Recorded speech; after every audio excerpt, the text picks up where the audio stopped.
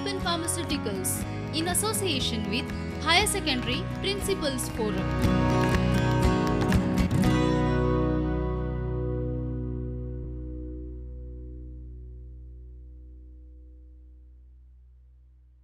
So, whatever observations that we saw in this photoelectric effect experiment, let us see whether wave theory can explain this or not.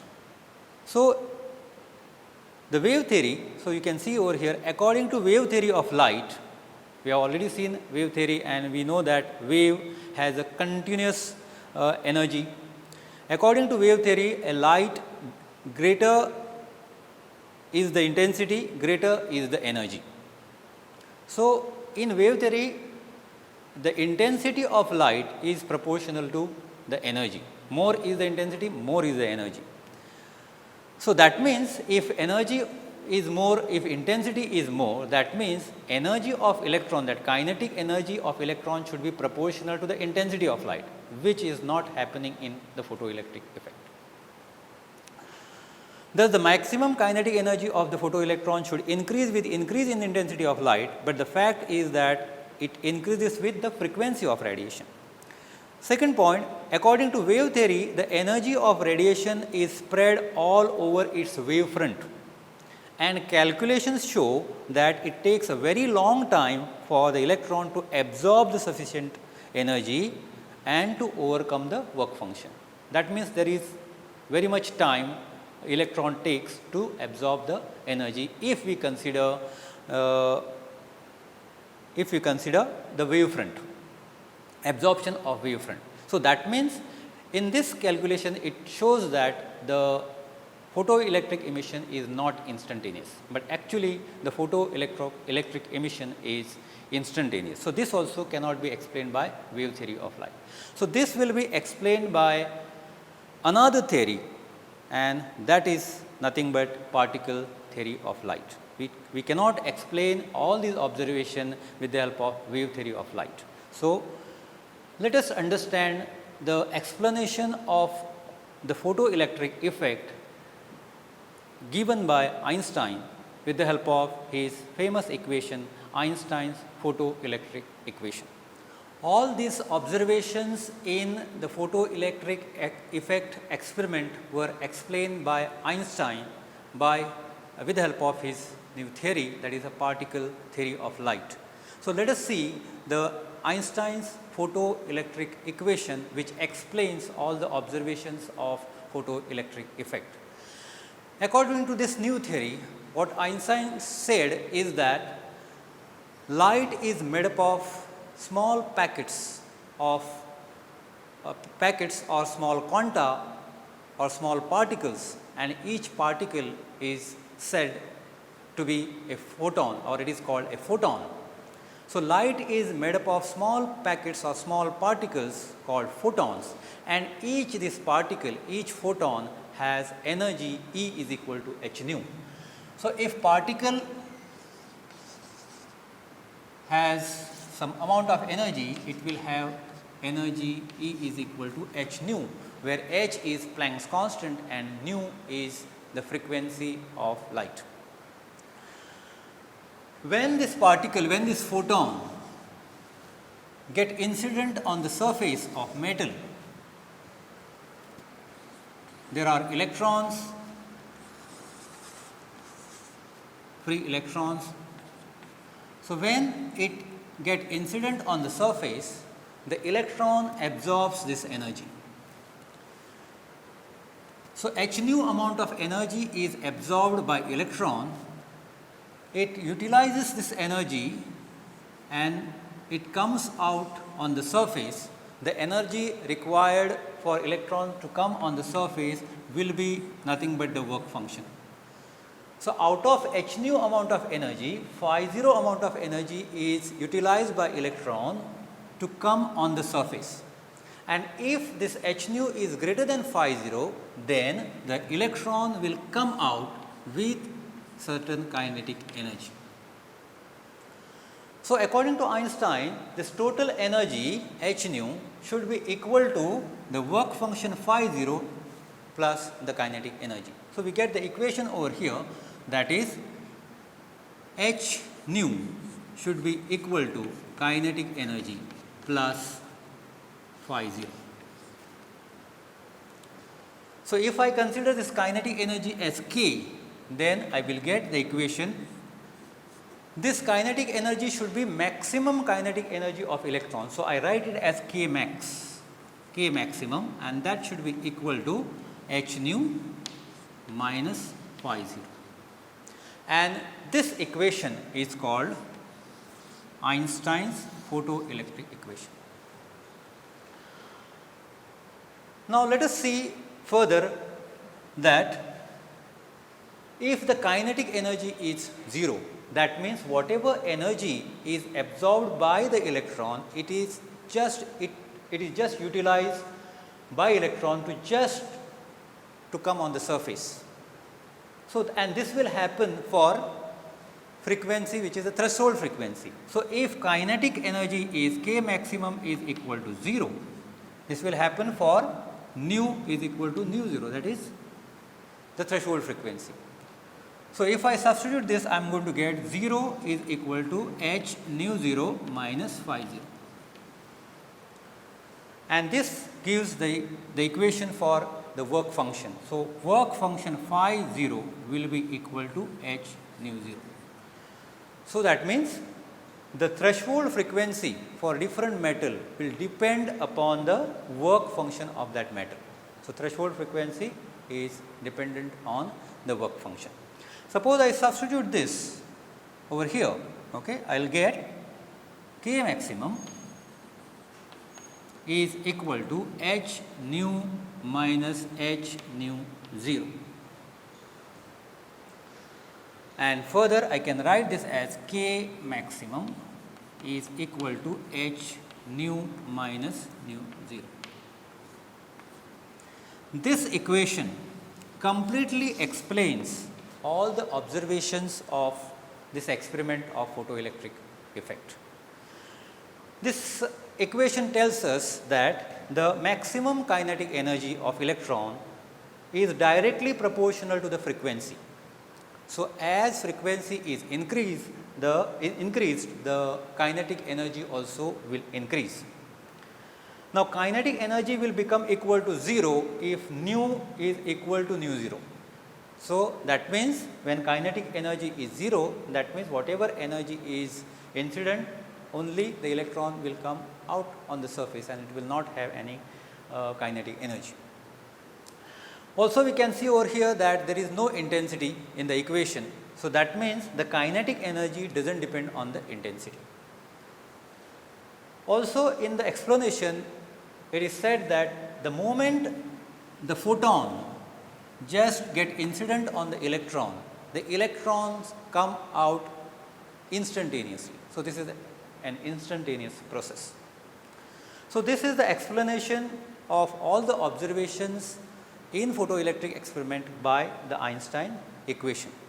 We will further we will modify this equation in such a way that we will get the different other parameters over here with the help of graph.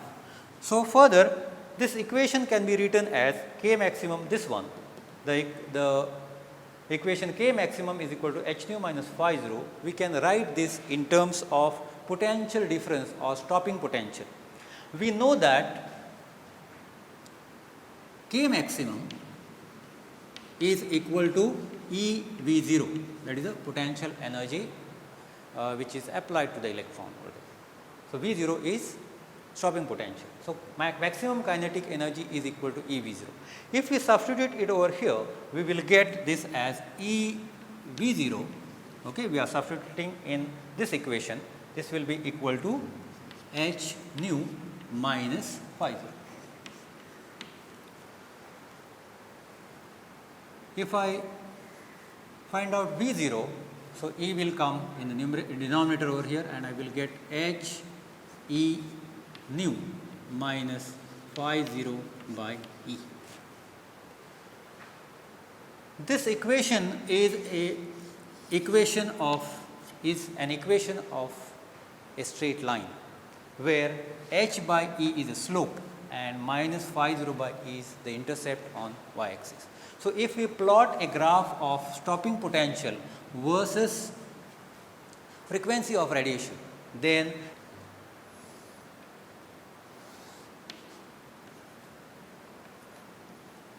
stopping potential V0, nu, and we need intercept over there. So, that means we will get a graph like this.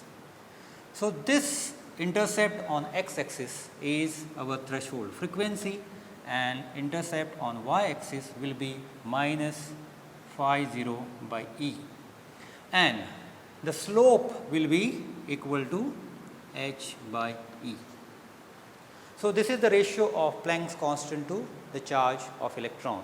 So, from this graph of V0, that is stopping potential versus frequency, from this we can find out the values of h by E by finding the slope of the graph. Okay, intercept on x axis we get the threshold frequency, intercept on y axis we get the ratio of the work function and work function to electron, phi 0 by E value. So, let us recapitulate all the explanation of Einstein of this particular photoelectric emission.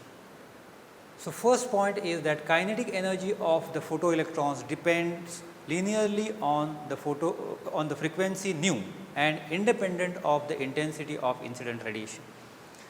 If nu 0 is greater than nu, then the kinetic energy is negative, which is not possible. This implies that the photoelectric emission is possible only when h nu is greater than phi 0, that means nu is greater than nu 0. Since nu 0 is phi 0 by h, it follows that greater is the work function phi 0, higher is the threshold frequency. The intensity of radiation is proportional to the number of energy quanta per unit time. Hence, if the intensity is increased, the more number of energy quanta, that means photons, are absorbed by more number of electrons. Thus, the more number of electrons are emitted, causing increase in photocurrent. And last point, in Einstein's picture, the photoelectric effect takes place with when a light quantum is absorbed by an electron. So, that means this is an instantaneous process. So, this explanation gave rise to a new theory, and that is quantum theory of light, or it is nothing but called a particle nature of radiation, and that is nothing but photon. So, let us see this theory. It says that in interaction of radiation with matter, radiation behaves as if it is made up of particle called photons. Each particle, since it is a particle, it will have a momentum. So, it has energy E is equal to h nu and momentum, and this momentum is given by h nu by c, and which is nothing but h by lambda, because c by nu is lambda. So, it is h by lambda, where c is speed of light. The photon energy is independent of the intensity of radiation. The increase in intensity of light of given wavelength lambda means the increase in the number of photons having the same energy E is equal to h nu or h c by lambda. So, if there is increase in intensity, it just increases the number of photons, but it does not increases the energy. It has all the photons with same intensity will have the same energy E is equal to h nu, and all will have the same momentum h by lambda. Photons are electrically neutral and are not deflected by electric and magnetic fields. If there is interaction of photon with particle, photon to photon, or photon with any other particle, there is conservation of energy. So, energy is conserved. There may be absorption of photon, or there will be formation of new photons, but the energy will be conserved in the collision. So, that was regarding the particle nature of light. Now, next, that was the first part. In the second part, let us see the wave nature of matter. The French physicist Louis Victor de Broglie put forward the hypothesis and reasoned that if radiation has a dual nature, so radiation behaves like a wave and now we say that radiation also behave like a particle photon which has a momentum, which has an energy. So, according to de Broglie, if the momentum formula P is equal to h by lambda is applicable for photon, a particle of light, it should be also applicable for any particle which has momentum.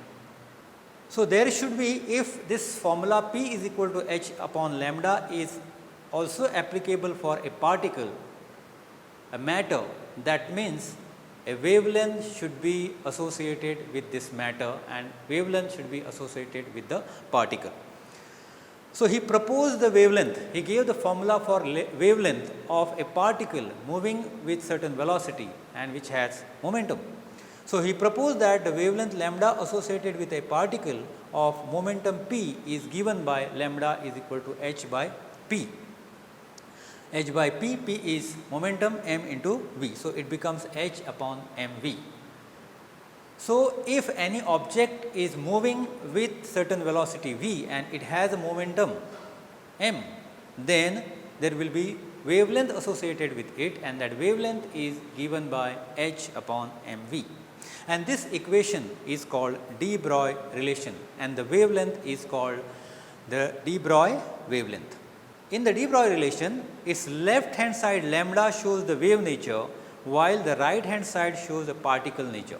So, lambda is on the left hand side which shows a wave nature, on right hand side there is momentum, mass, okay, it shows a particle nature. The equation 1 also satisfies equation for the momentum of photon, that is P is equal to h nu by c, and therefore, lambda wavelength is c by nu which is h by p which is h upon mv. So, if we have any particle moving with velocity v, we can find out how much is the wave or what is the wavelength of that particle by using de Broglie relation lambda is equal to h upon mv and that is h upon p. So, let us see the wavelength of any object that is moving with certain velocity. According to de Broglie, if particle has got momentum, then there will be wavelength associated with particle. So, let us now calculate the wavelength of some object which is moving with certain velocity. So, let us consider a ball or cricket ball, or let us say this ball has mass of 100 grams and this is moving with certain velocity v which is equal to, let us say, 20 meter per second. So, according to de Broglie, the wavelength will be associated with this ball of 100 gram and moving with 20 meter per second, and that lambda, that is wavelength associated with this ball, will be equal to h upon m into v, where h is Planck constant. If we substitute these values, okay, h is 6.63 into 10 raised to minus 34. For the ball, let us say mass is 100 grams, that means it is 0.1 kilogram multiplied by velocity 20. So, this will be equal to 6.63 into 10 raised to minus 34 divided by, this will become 2 and that will be equal to 3.315 into 10 raised to minus 34 and that is will be in meter. So, if we have object, such a object of mass 100 gram and moving with a 20 meter per second, then there will be wave associated with it and the value of the wavelength will be 3.315 into 10 raised to minus 34 meter. Minus 34 meter is very small value. So, the wavelength is absolutely negligible. So, that is why we cannot notice a wave like behavior of a particle which are macroscopic or a bigger particle. So, we can find out or we can calculate the wavelength of the particles which are very small, which have a very small mass, a momentum and moving with certain velocity. Let us find the wavelength of electron which is moving in the potential difference of V volt. So, the formula for wavelength lambda will be equal to h by p. So, we have to find out the momentum of electron. So, this can be found with the help of the equation. We know that kinetic energy K will be equal to EV, that is V is the potential through which the electron is moving. Now, we can write the kinetic energy K is equal to half mv square. We can write this as half m square v square divided by m, which is equal to half, this will become p square by m. So, p square will be equal to 2 mk, and therefore, p will become equal to square root of 2 mk. But the kinetic energy K is equal to EV. So, we can write this P is equal to square root of 2 MEV. And now, if we apply our formula for wavelength, then this lambda will be equal to h by P, and that will be equal to h by square root of 2 MEV. If we substitute all the values over here of h, m, e, we will get this lambda is equal to 1.227 divided by square root of v in nanometer. So, this relation gives us, if we know the potential difference through which electron is moving, we can find out lambda value, wavelength value by substituting V over here, and lambda value can be found there. So, we can see in the slide that we already worked out this formula, lambda of electron is equal to 1.227 upon root of V, that is potential difference in nanometer. If you substitute some voltage over there 120 volt, we can get directly whatever is the wavelength for that particular voltage, and here it is coming to 0.112 nanometer.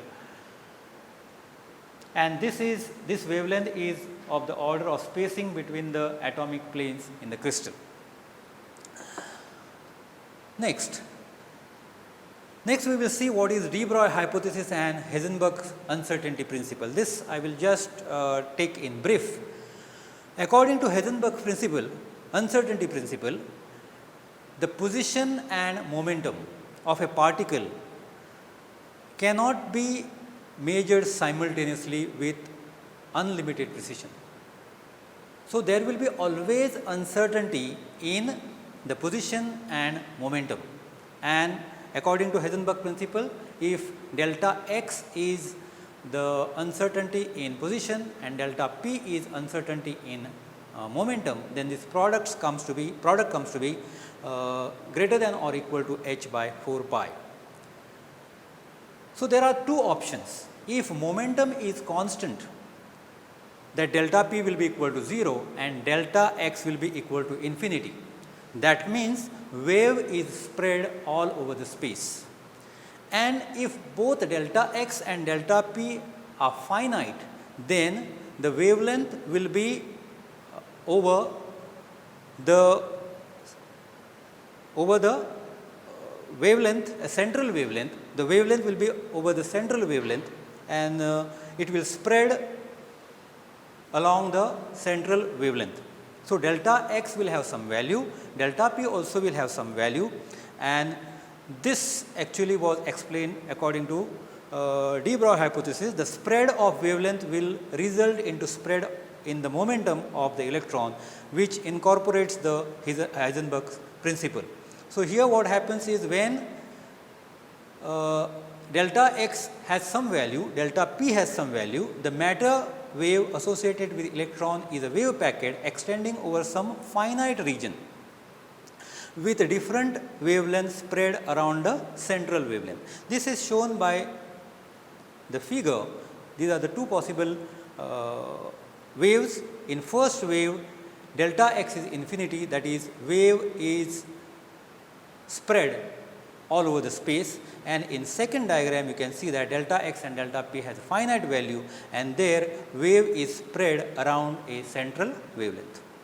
Coming to the last part of this topic, and that is nothing but a verification of the de Broglie hypothesis that is done by Davison and Germer. This is called a Davison and Germer experiment, a verification of wavelength of an electron. So, let us see now the wavelength found by de Broglie with the help of equation lambda is equal to h upon mv is same equal to the one which is found by this experiment or not. So, this experiment consists of a vacuum chamber. You can see that there is vacuum chamber, and there is electron gun which is the source of electron. It is a beam of electron. This beam is collimated, it is made narrow, and this is focused on a nickel target. So, when it is focused on the nickel target, there is scattering of this electron. So, when there is scattering of electron, it scatters with different angles. These scattered electrons are collected by the moving collector over here, and this collector is connected to a galvanometer. So, it can record the number of electrons at that particular spot. So, this gives actually a constructive interference of all those electrons which are scattered by the different layers of nickel or different layers of atoms over there in the nickel target. This actually gives a just like a diffraction pattern, and from that diffraction pattern, the maximas and minimas, with the help of that we can find out the wavelength of the electrons which are coming out over there. And by using that diffraction pattern, wavelength found for the voltage is equal to 54 volt and that angle of scattering for theta is equal to 50 degree, the wavelength found was 0.165 nanometer. And if you use de Broglie relation and if you substitute that 54 volt as a voltage in de Broglie relation, the value that you get is 0.1669. So, which is very close to the value the experimental method. Thus, there is an excellent agreement between the theoretical value and the experimentally obtained value of de Broglie wavelength, and that proves the de Broglie hypothesis that particle also behave like a wave. This also proved by recently in 1989, one Japanese scientist Tonomura, he demonstrated a single electron built up of interference pattern. It is actually interference, double slit interference experiment done with the electrons, and you can see in the figures there is a pattern with less electrons. You cannot see it properly, but in the last figure you can see the bright and dark fringes like thing over there, and from those we can find out the wavelength of these electrons, and it shows that particle also has the wave nature, and that proves the de Broglie hypothesis.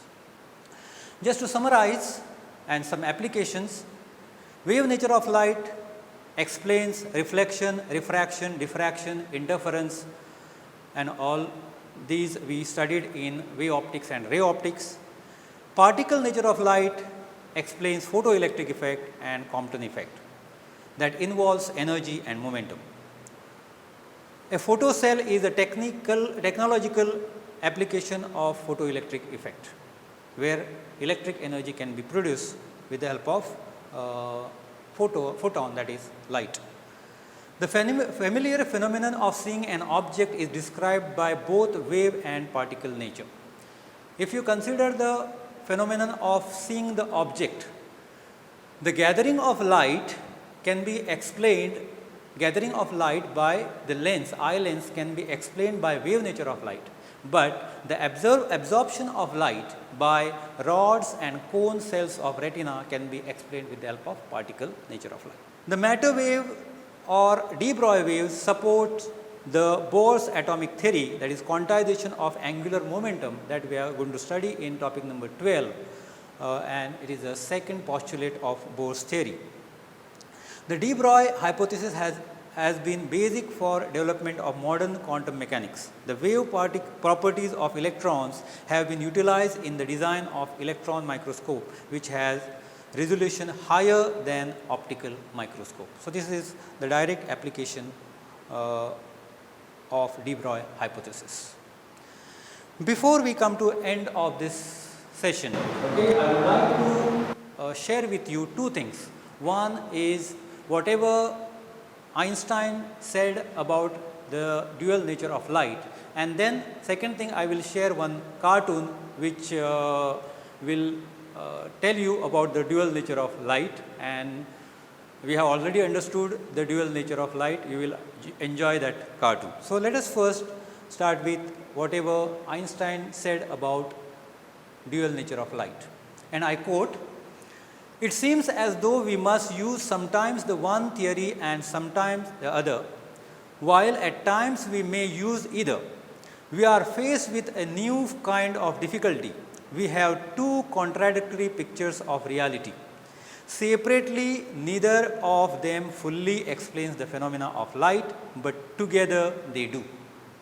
That means, together light as a particle and a wave, together it explains completely phenomena of light. And this is the cartoon, particle and wave duality. That's all in this lecture for today. Thank you and have a nice day. Prudent Scholars, powered by Lupin Pharmaceuticals. अब आपकी सुरक्षा आपके हाथों में। ल्यूपी safe hand sanitiser, आपका और Chennai super Kings का first line of defence. अब आपकी सुरक्षा आपके हाथों में। ल्यूपी सेफ हैंड सैनिटाइजर, आपका और चेन्नई सुपर किंग्स का फर्स्ट लाइन ऑफ डिफेंस। अब आपकी सुरक्षा आपके हाथों में। ल्यूपी सेफ हैंड सैनिटाइजर, आपका और चेन्नई सुपर किंग्स का फर्स्ट लाइन ऑफ डिफेंस।